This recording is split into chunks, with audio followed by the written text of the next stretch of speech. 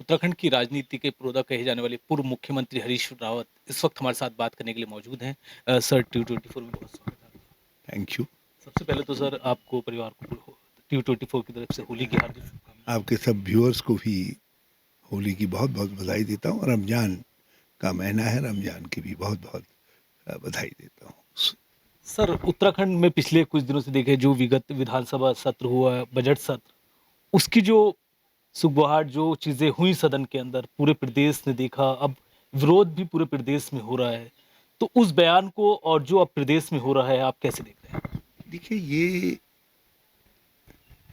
एक ऐसा वो है कि इसमें हमको पूरे उत्तराखंड की नज़र से हम देखते हैं इसको।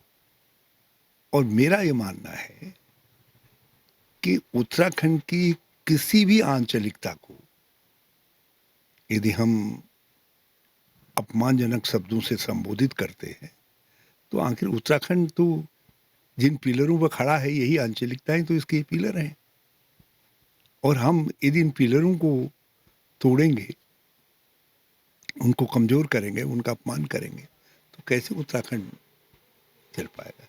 तो ये जो बात माननीय मंत्री ने कही, जिस अंदाज में कही और जो भाव थे और जिन शब्दों का इस्तेमाल किया, वो बहुत ही कुत्सित शब्द थे और उत्तराखंड के बुनियाद पर हमला है, उस पर चोट है, उस पर चोट है। अब भाजपा उसको कुछ भी रूप दे दे, जाति का रूप दे दे, क्षेत्र का रूप दे दे, भाषा का रूप दे दे, क्योंकि भाजपा तो रूप बदलने में माहिर है। ये कुछ भी रूप दे दे, लेकिन वो हमला उत्तराखंडियत पर है, पूरे उत्तराखंड पर हमला है। उसके बाद बचाव करते हुए पूरी भाजपा कहीं न कहीं नज़र आई और महेंद्र भट्ट जी का भी एक बयान आया जिसमें एक रैली हुई थी गैरसैंण में।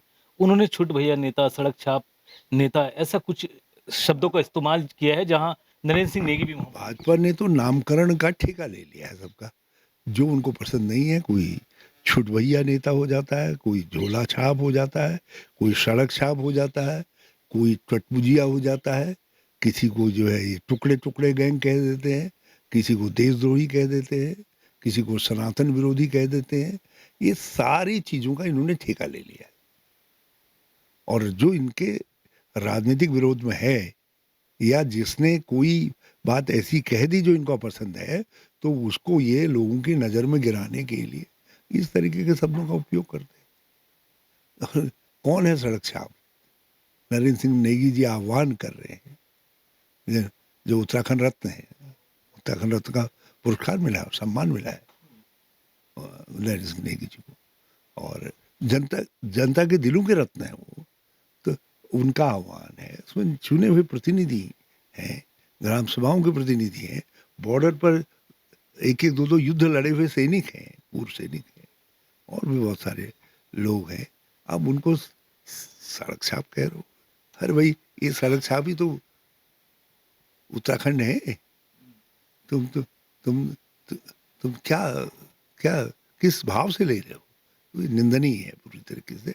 मैं महेंद्र भट्ट जी के शब्दों की निंदा करता हूँ। मैं तो बड़ा प्यारा व्यक्ति समझता था उनको, लेकिन इन शब्दों से मुझे लगा कि उन पर ज़रा भाजपा का रंग शायद बहुत ही ज़्यादा चढ़ गया। 2017 के बाद से जब से राज्य में भाजपा की सरकार आई है, तब से लगातार लैंड जिहाद, लव जिहाद, थूक जिहाद इस तरह की भाषा सार्वजनिक मंचों से इस्तेमाल हुई है और अभी हाल ही में अगर देखें तो तकरीबन 54 मदरसे ऐसे हैं जिनको अवैध बताया गया, उनको सीलिंग की भी प्रक्रिया राज्य सरकार की तरफ से हुई है। अवैध मदरसे, अवैध कब्जे, लैंड लैंड कब्जे, लव जिहाद, थूक जिहाद, मोद जिहाद, क्या-क्या नहीं, ये सब वार क्राई हैं भी भाजपा के, वार क्राई। इसके बिना, इस वार क्राई के बिना तो भाजपा खड़ी ही नहीं हो सकती है। इन्हीं को पुकार रही है।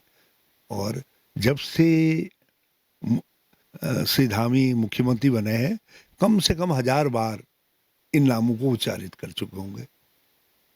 इतनी बार मेरी तरीके से राम,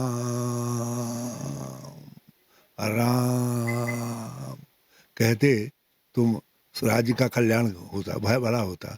और आप कहाँ, ये क्या शब्दों का इस्तेमाल करते रहते हैं।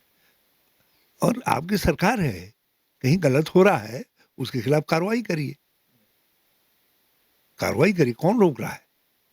आप अपनी अपनी असफलता को आप इस रूप में देते हैं, अरे कोई मूत रहा है खाने की चीज़ में, तुमको मालूम हो रहा है तो उसके खिलाफ कानूनी कार्रवाई करो ना, थूक रहा है तो कानूनी कार्रवाई करो ना, कहीं अवैध कब्जे कर रहा है तो उसके खिलाफ कार्रवाई करो ना, अवैध कोई दुकान खोल रहा है या कोई अवैध मदरसा खोल रहा है, आप कार्रवाई करिए, किसने रोका आपका हाथ? राज्य में यूसीसी लागू हुआ है, उसके सशक्त भू कानून लाने के बाद धामी सरकार ने कि सशक्त भू कानून राज्य में आ गया है, पास हो गया है। कैसे दिया और कह रहे हैं कि यूसीसी को दूसरे राज्य भी अब उत्तराखंड की तर्ज पर लाना चाहते हैं। हाँ, हमारी संस्कृति पे तो चोट लग कर ही दी उन्होंने, यूसीसी उत्तराखंड की संस्कृति पे चोट है। हमारी जो पारिवारिक परिवार नाम की संस्था है, ये उस पे चोट है, इसको अस्तित्व खत्म कर दो। जो लव जिहाद क्या है वो क्या लिव इन रिलेशनशिप का को जो इन्होंने मान्यता दे दी है कानूनी, वो हमारी हमारी संस्कृति के विरुद्ध है, वो हमारी परिवार नाम की संस्था को समाप्त कर देगी। हमारे विवाह हमारे संस्कार हैं, तो उसको उसको खत्म कर देंगे, उन संस्कारों पे चोट है। 2027 नजदीक है, विधानसभा चुनाव राज्य में होने हैं। ऐसे में कांग्रेस, अभी भी लोग मान रहे हैं कि कांग्रेस की आपसी गुटबाजी बहुत है और हाल ही में जो एक बैठक भी दिल्ली में हुई जिसमें भी कहा गया है कि उस वो बैठक भी गुटबाजी खत्म करने के लिए हुई थी और कांग्रेस प्रदेश अध्यक्ष को बदलने की बात आई थी और उस पर कांग्रेस अध्यक्ष ने कहा था इसलिए कि ये कांग्रेस कतई नहीं मानती है कोई गुटबाजी है। और दिल्ली में मीटिंग जो है जो इन्होंने इलेक्शन कमीशन ने ये डुप्लीकेट वोटर्स का जो मामला चला है और जो करीब लोगों को बहुत चिंतित कर रहा है, पूरा पूरा विपक्ष और लोकतांत्रिक शक्तियां चिंतित हैं जिस बात को लेकर के, उसको लेकर के हुई थी कि कैसे हमको कदम आगे बढ़ाना है, क्या करना है, उसको लेकर के बात हुई थी। और यहाँ का कोई गुटबाजी नहीं है, कहीं कोई गुटबाजी नहीं है, हम सब एक दूसरे के साथ हैं। और मैं तो कितने दिनों से कह रहा हूँ चतुर्भुज नेतृत्व तो हम इस चतुर्भुज के साथ खड़े हैं, हाथ जोड़े हुए, चारों हमारे नेतागण हैं सब।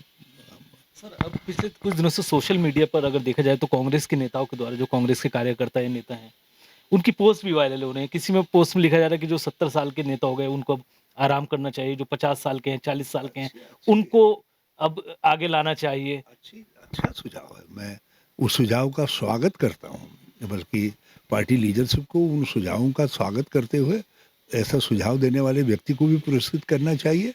और जो 70 साल से ऊपर के हो गए हैं उनको बुला करके जिस तरीके से कार्यालय से जब कोई रिटायर्ड होता है तो उसको एक गुलदस्ता देते हैं, एक मिठाई का टुकड़ा देते हैं और आगे के लिए शुभकामना देते हैं। तो 70 साल और ऊपर के जितने लोग हैं उनको बुला करके एक एक गुलदस्ता दे दें। गुलदस्ता नहीं भी दे सकते हैं तो कहीं से कोई पेड़ से पत्तियां तोड़ करके दो पत्तियां दे दें, कह दें भाई आपने बहुत सेवा की, थैंक यू वेरी मच, अब आप आराम करिए और अब हम पार्टी को हम यहाँ से आगे ले चलेंगे, हम ले चल रहे हैं और आप धन्यवाद, और आप जहाँ हैं वहाँ से शुभकामना दीजिए। तो ये कहिए, ये हमारा शिष्टाचार है। तो वो शिष्टाचार अपनाना चाहिए। और बहुत ठीक बात कही, जिसने भी ये सुझाव दिया है वो व्यक्ति जो है बहुत ही प्रशंसनीय है और उस व्यक्ति को तो रत्न पुरस्कार देना चाहिए, कांग्रेस रत्न पुरस्कार देना चाहिए। सर आखिरी सवाल, प्रदेश अध्यक्ष जो कांग्रेस के करण महारा वो भी ये कह रहे थे कि अगर पार्टी हटाना चाह, मैंने इतने काम किए हैं, अगर पार्टी, क्योंकि मैं कार्यकर्ता हूँ, अगर कहीं भी मुझे रखना चाहती मैं रहूंगा, लेकिन चुनाव से पहले ना हटा करके अभी ये कार्रवाई हो तो बेहतर है। ये मेरा सवाल नहीं है। ये हटाना बनाना ये जिनके हाथ में काम है वो लोग इसका जवाब दे सकते हैं। मैं तो जो है उनसे बकअप कहने वाला हूँ, ताली पीटना मेरा काम है, बकअप कहना, हुर्रे कहना मेरा काम है, तो मैं अपना काम करता हूँ, तो ये मेरा काम नहीं। इस विषय पर जिनके हाथ का काम है वही कोई बात कह पाएंगे। बहुत शुक्रिया। अभी हमारे साथ बात कर रहे थे उत्तराखंड के पूर्व मुख्यमंत्री हरीश रावत, जिन्होंने कई मुद्दों को लेकर टीवी 24 से खास बातचीत की। देहरादून से वीडियो जर्नलिस्ट हरीश के साथ आदिल पाशा, टीवी 24।